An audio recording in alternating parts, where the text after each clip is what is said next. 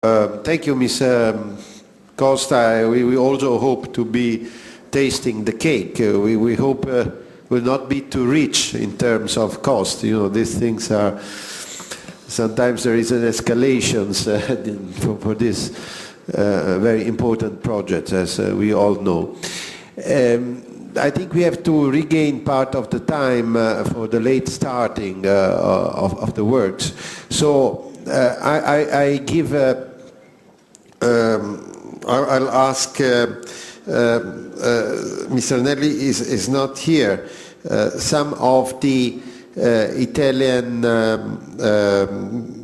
speakers, Mr. Luigi De Pieris of African Development Bank, to intervene. He's a banker, and I'm sure he will comment on Mr. Costa's presentation. I would like to add a very short remark which concerns the financial autonomy of the ports. I'm convinced that transforming dues or taxes, port dues were given to the ports in 2007, and we are now talking about VAT to be assigned to the ports. In principle, it's something very good.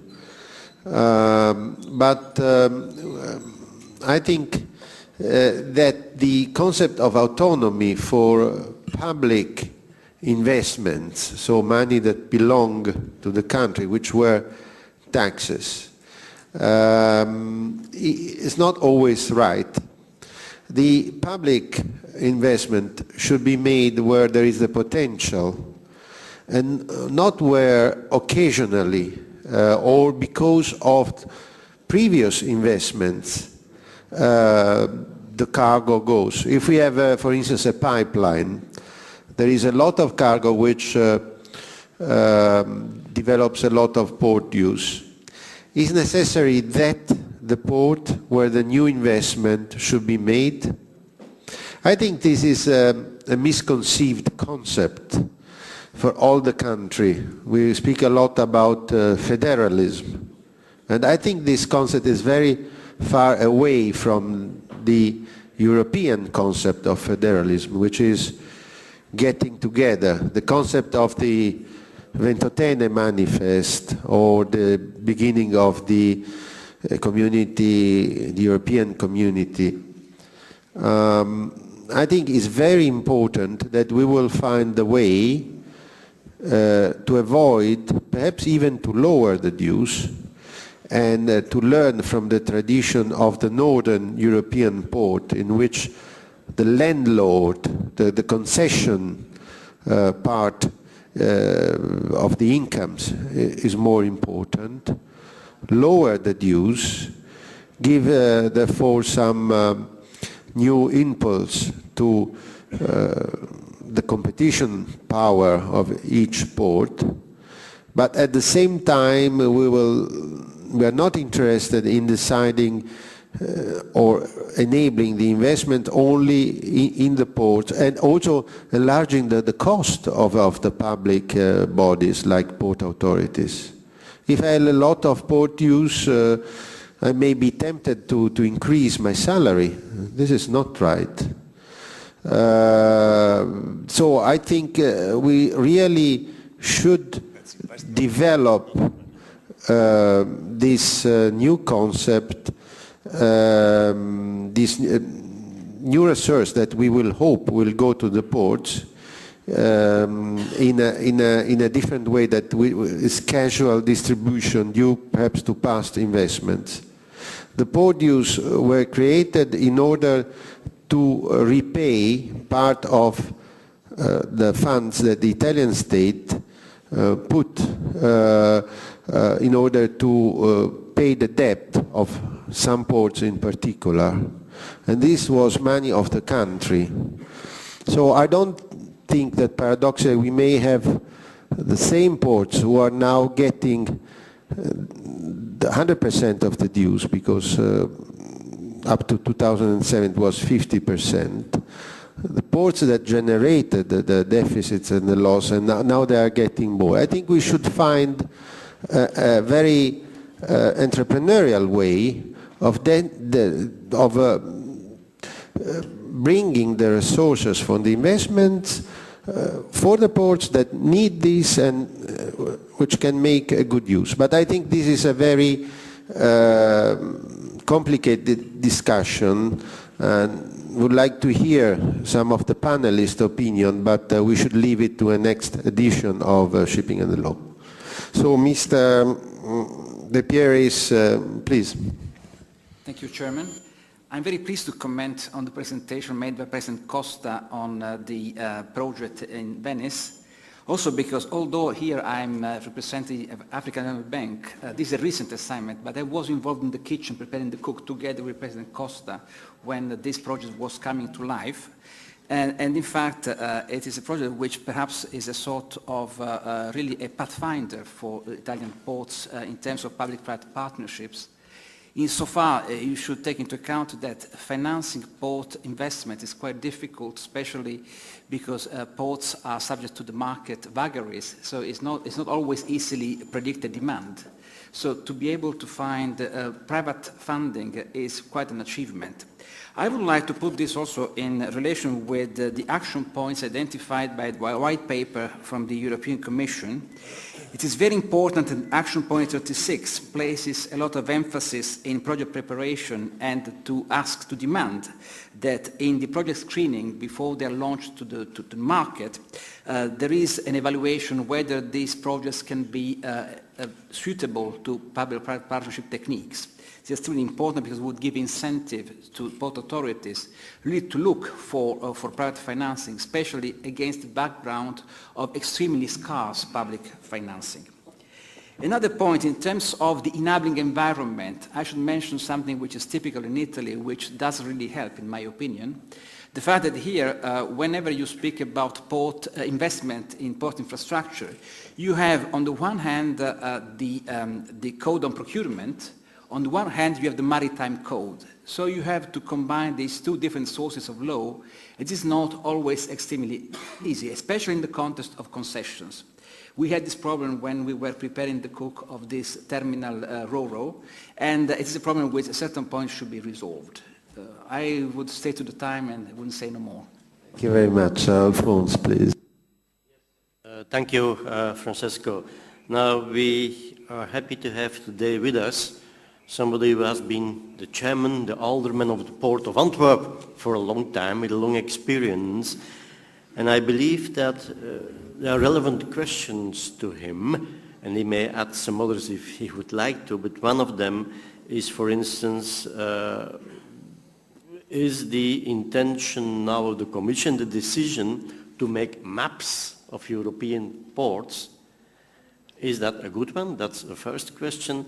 And the second question is about all that Patrick said about modernization, liberalization of port services, covering first concessions, and then of course the liberalization of technical nautical services, towage, pilotage, and last but not the least, port labor.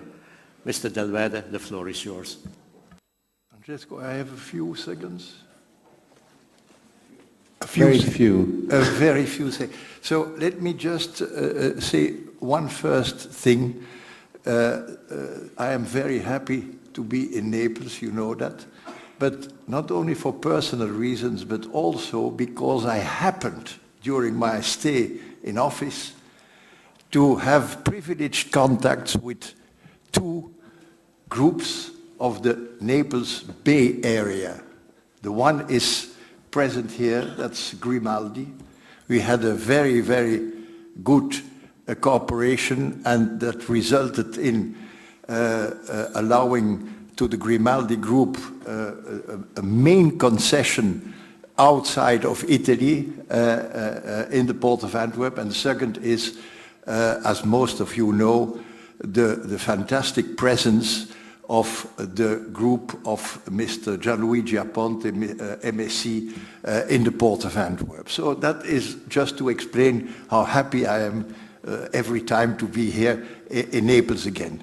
But having said that, there is, I think, one thing we should not forget in these discussions, and when I hear Francesco talking about federalism, there is also one of the rules that are on the basis, I think, of the European conventions, and that is the principle of subsidiarity.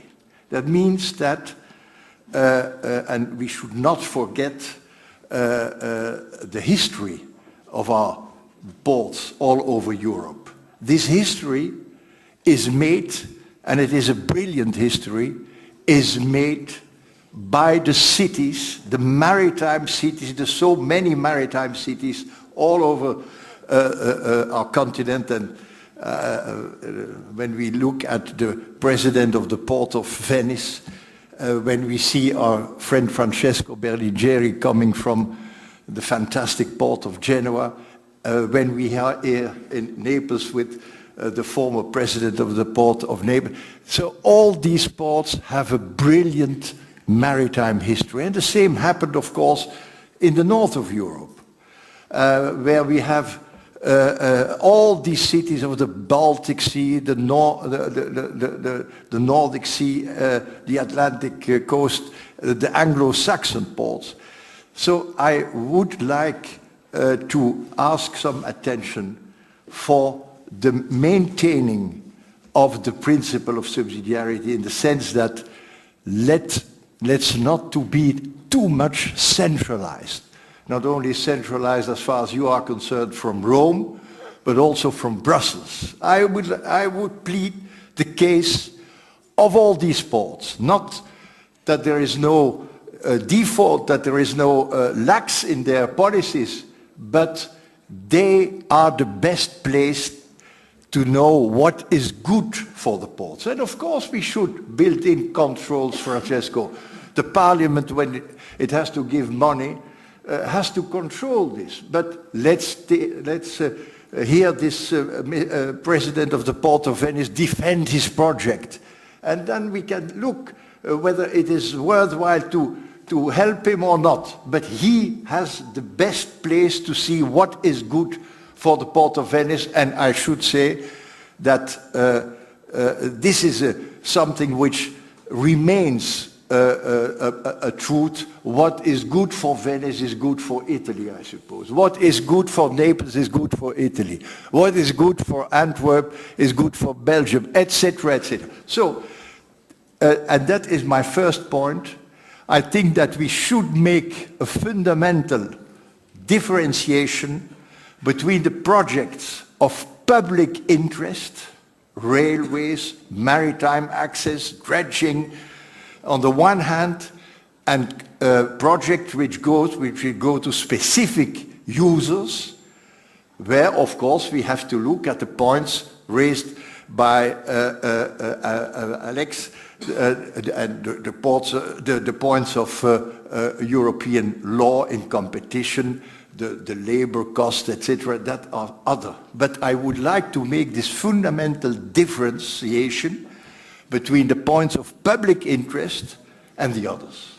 And here I am sitting next to distinguished bankers. They are, of course, asked to intervene in financing to specific projects. But I will, as a former member of a port authority, I would say, let's not forget and keep out of our mind this fundamental principle of public interest. And then you have, of course, and Francesco, you know that, there has been, and I learned that in the year 2007 you moved a little bit in Italy from this purely centralized conception of ports, which are so typical for what I call the south of Europe. We have it in France also.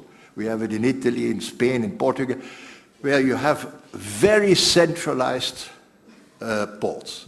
And now, I'm afraid, and that is the reply to the second point that was raised by Alex, are we ready to accept that now the instances in Brussels, Patrick, will take over from the national capitals. No, please, let's the ports continue to do what they think is good for them, under, of course, control of higher situated national and supranational bodies. But let's keep this principle of subsidiarity. And that is, I think, the most essential thing I would like to say here in this beautiful surrounding. Thank you very much. Thank you.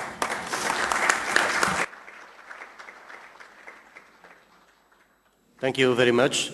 Patrick, any reaction to that? Well, I agree. I'm a former student of Professor Delvede, so I have to agree, of course, with him. But maybe one or two subtleties. The subsidiarity principle is, of course, fundamental. And you were defending the Hanseatic tradition, which is mainly known in the north of Europe, where ports really developed by the cities and through the cities, which is a good model and which has proved to be an efficient model. In terms of whether Brussels should dictate, of course not, but the only way to get ports into the TEN-T philosophy is at least that we accept that there are priorities. And I think that's the difference with the old approach we had, that we said, well, it's all the same, there should be no differentiation. I think the only way we can progress with the European infrastructure policy is if we recognize priorities. And that does involve perhaps a little bit less subsidiarity than we used to have. But I'm afraid if we don't do it, then we have what we had in the past, that ports are simply not there on the maps, there's no funding available from Europe, and it doesn't move. So we need to find some kind of a compromise in the end between those two principles, without, of course, giving away control to Brussels in terms of how ports should be managed and should be run. There I fully agree with you. Thank you. So now one thing that we know is that the money is not enough, therefore we need private money for infrastructures. We have got the last two panelists of these sessions actually represent the two sources of money. Filippo Gallo will represent the loans of one of the two largest Italian bank, Unicredit, and so he will can intervene on this. And then we will hear the voice of Gianandrea Rizzieri, who is doing private equity investment in infrastructural projects, not only in Italy but also abroad. So Mr. Filippo Gallo first, and then Mr. Rizzieri. Sì, io mi scuso ma parlo in italiano se posso. So we exploit our extremely good interpreters, which are in the back, three of them, and some of I'm sure you'll be satisfied because they are extremely qualified. Grazie. Ma allora io approfitto e ringrazio innanzitutto l'Avvocato Lauro e il Presidente D'Amico. Volevo fare un paio di considerazioni prima di trattare l'argomento velocemente. Riprendo un po' alcuni concetti. Il Presidente D'Amico ha iniziato il suo intervento parlando di un sistema normativo obsoleto e ha ricordato che dagli anni 70 ad oggi, insomma, in Italia molte poche cose sono state fatte. Addirittura sono stati presentati circa 10 anni fa, nel corso degli ultimi 10 anni, 2 progetti che sono ancora fermi. Abbiamo sentito parlare di Europa, abbiamo sentito parlare di principi da parte dei primi relatori di concorrenza, efficienza, competitività, e soprattutto libero accesso al mercato. Allora io ho provato a fare una fotografia di quello che oggi è il panorama italiano e credo che insomma quello che viene fuori è che forse l'Italia è ancora un po' distante da quelli che sono questi principi europei in tema di infrastrutture. Mi riferisco in particolare al fatto che insomma il nostro è un mercato dove sicuramente domina incertezza su diversi fronti. Questa incertezza non attrae o attrae molto poco capitali privati, mi riferisco in particolare per esempio ai fondi sovrani e non, e che invece necessitano di regole precise e soprattutto di certezza giuridica. Quindi il tema della concorrenza e della liberalizzazione, che sono temi importanti per far ripartire le infrastrutture e quindi in qualche modo provare a intervenire sull'economia di questo Paese, in questo momento in Italia necessitano di un lavoro ulteriore. Faccio soltanto una considerazione veloce. La garanzia di libero accesso al mercato delle infrastrutture portuali, per esempio, e ferroviarie, che sono, come dicevamo prima, strettamente connesse, no? I porti sono lo specchio di ciò che succede sulla terra, diceva prima l'avvocato Lauro, se non ricordo male. Il mare, ecco, è lo specchio di ciò che succede sulla terra. Quindi la garanzia di libero accesso al mercato delle infrastrutture portuali, per esempio, consente di rivitalizzare e di rilanciare i traffici internazionali e quindi di rivitalizzare i nostri porti italiani. Paradossalmente viviamo in un paese che è l'Italia, che è favorita a servire l'Europa da sud, però diciamo, da questo punto di vista purtroppo siamo ancora molto, molto indietro. Assistiamo anche a un altro fenomeno, che è quello in cui, lo diceva prima l'avvocato sempre Lauro, il tema delle autonomie finanziarie, bisogna andare molto con i piedi per terra su questo aspetto. Credo che il tema dell'autonomia finanziaria sia un tema legato molto alla mancata o alla scarsa programmazione strategica di quelle che sono le opere infrastrutturali. Qualcuno prima ha fatto la domanda, cioè si parla tanto di fare infrastrutture, ma spesso non si capisce né dove né quali, soprattutto infrastrutture, quindi il tema è abbastanza generico. Questo credo sia il frutto appunto di un'assenza o di una scarsa programmazione strategica, pianificazione strategica, che è uno insomma, degli elementi sui quali secondo me invece bisognerebbe molto puntare.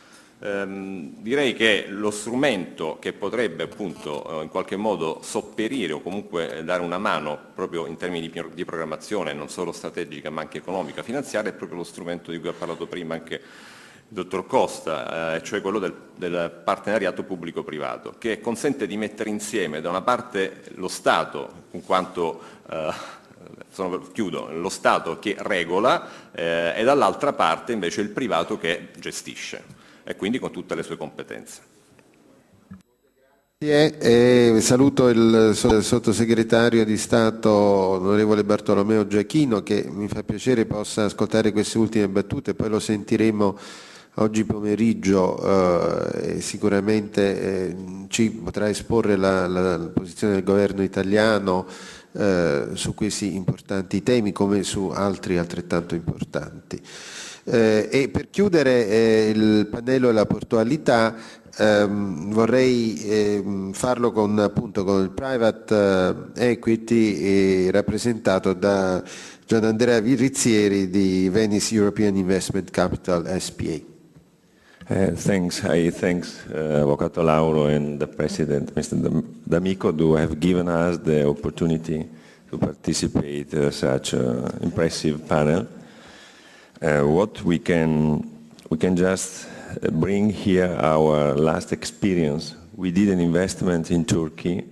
We have bought a relevant participation together with Mr. Vettosi, who represent Venice Shipping Fund, another shipping company, another shipping investment. We have bought a relevant participation in a company who manage and owns Turkey ports. That's Antalya, Bodrum, and Kusadase. Why we did that? We did such investment. We had the impression, I don't want to be disruptive, that in the Mediterranean area, that's very crucial for the seaborne trade, Italy is going to lose its strategic and leading role because of a lack of strategy and development of ports and logistic infrastructure. I think that Livorno and Gioia Tauro examples where major linear carriers decided to leave speaks by themselves. On the opposite, Turkey, who is already developing a leading strategy towards Spain, West African and Balkan country, is taking over such role. On top of this, Turkey is playing today, I don't want to talk about Turkey too much, but just to explain why we decided to invest in Turkey rather than in Italy. Turkey is playing today a central role in the Caucasian area between Arab countries where Turkey exercises its influence, like Syria, Iran, and Iraq, where cash and foreign investments are flowing now from such a country.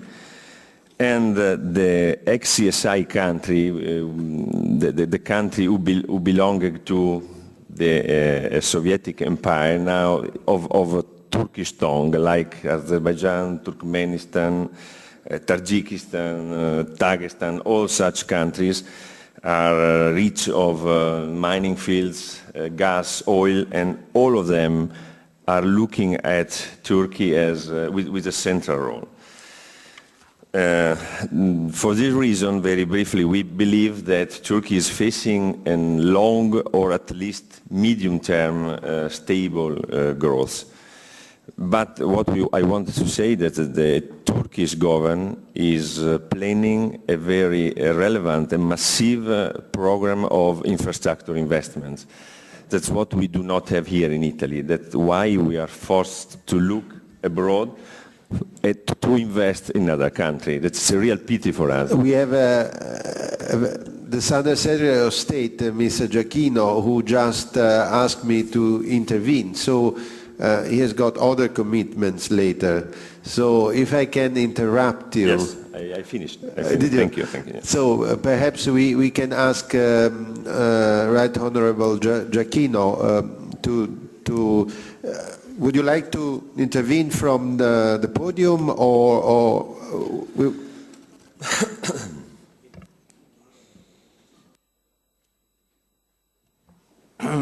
Buongiorno, grazie dell'invito. Un improvviso impegno in Parlamento nel pomeriggio mi costringe ad intervenire subito, però sia il mio amico Salvatore Lauro che il mio amico Masucci mi hanno dato qualche notizia degli interventi che mi hanno preceduto.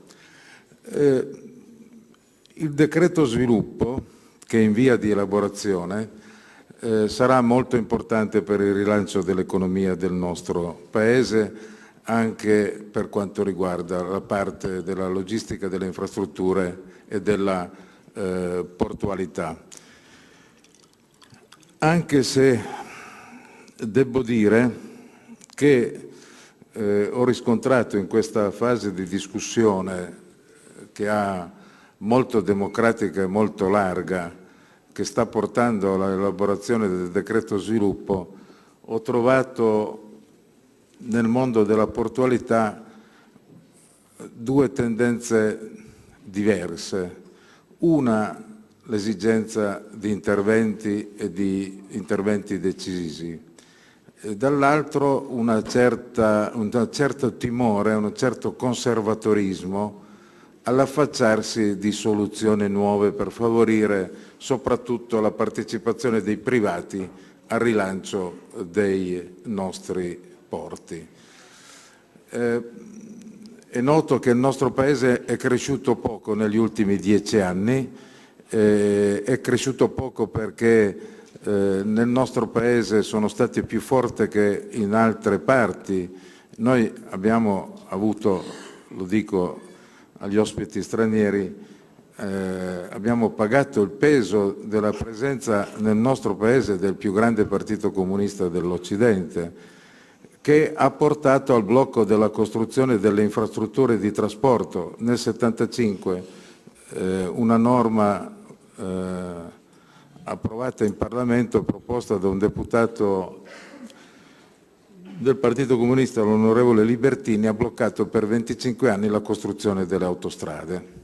Questo ha sicuramente limitato il nostro sviluppo, così come la politica ambientalista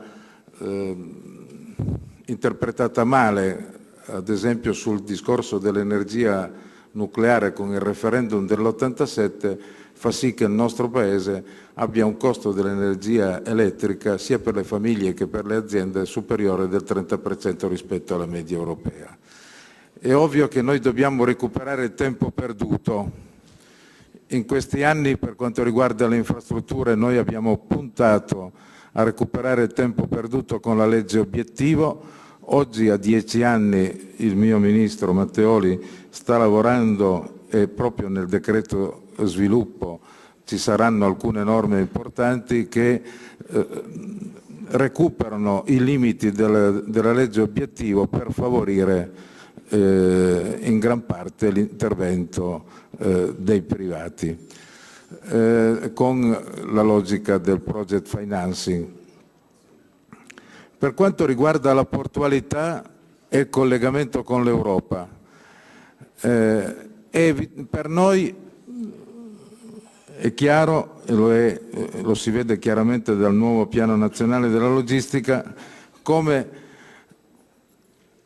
siamo convinti che dalla logistica delle infrastrutture e dal flusso delle merci in arrivo dalla nuova fabbrica del mondo, e che secondo quasi tutti gli esperti privilegeranno nel prossimo futuro il Mediterraneo, sicuramente dai porti dalla logistica e dai trasporti arriverà un pezzo della crescita, della maggiore crescita economica del nostro Paese.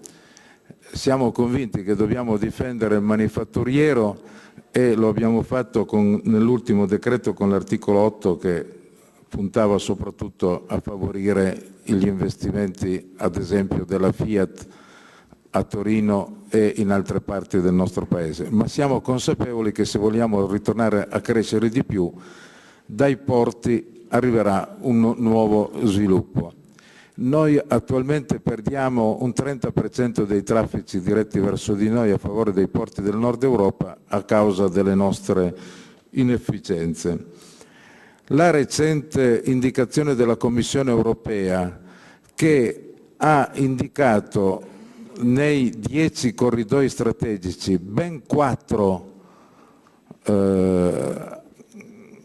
diretti verso il nostro Paese o che partono dal nostro Paese verso il mercato europeo, favoriscono il ruolo dell'Italia nel futuro. Lo favoriscono non per fare un piacere all'Italia, ma perché è strategico per l'Europa che le merci, come penso vi avrà detto il professor Paolo Costa, è importante per lo sviluppo sostenibile dell'Europa che arrivino ai porti italiani e di lì, attraverso le reti ferroviarie, arrivino nel mercato europeo. In questo modo la produzione di CO2 è sicuramente inferiore rispetto al tragitto attuale che privilegia i porti del nord Europa. Il fatto che questi 4 corridoi, il Genova-Rotterdam, il Palermo-Brennero-Berlino e il corridoio Adriatico-Baltico si incrocino con il vecchio corridoio 5 che passa nella pianura padana e che arriva dalla Spagna, dal Portogallo alla Spagna diretto verso l'est,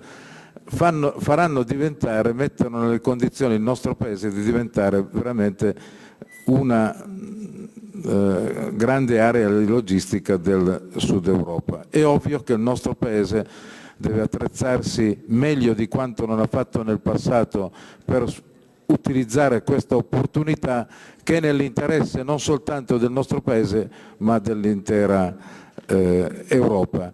Credo che nel decreto sviluppo e dei lavori del piano nazionale della logistica noi potremmo avere come dire, la spinta per recuperare in parte il tempo perduto.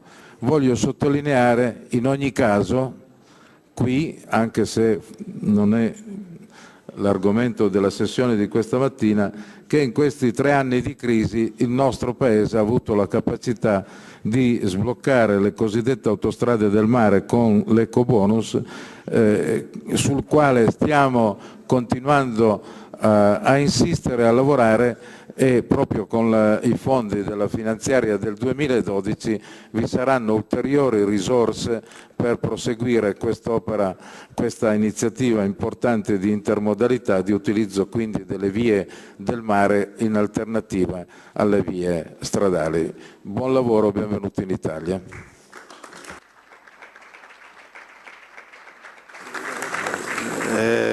Ringrazio il sottosegretario Gioacchino per aver portato la voce del governo e speriamo che l'anno prossimo sia più tempo con noi e insomma, possa anche portare ulteriori risultati di questo progetto sviluppo che spero investirà anche in misura rilevante le infrastrutture portuali. Purtroppo siamo in grande ritardo, alcuni degli speaker della prossima sessione hanno degli altri impegni. Io voglio ringraziare, I would like to thank all the speakers of this session, in particular those like my co-chairman Alphonse Guigné and Mr. Verhoeven, who came from Brussels, and also Leo de Weide, who came from so far. So we will move away. I ask Mr. D'Amico to stay for the morning